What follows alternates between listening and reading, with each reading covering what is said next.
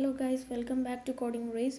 In this video we will teach you how to change the text when button one clicks.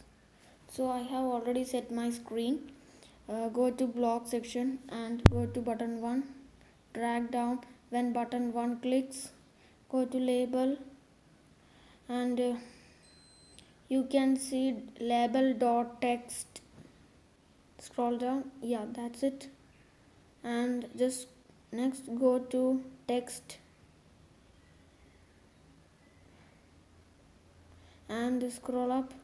You can see one blank area, so drag it down and type any text you want and just drag and drop it to there. Thank you.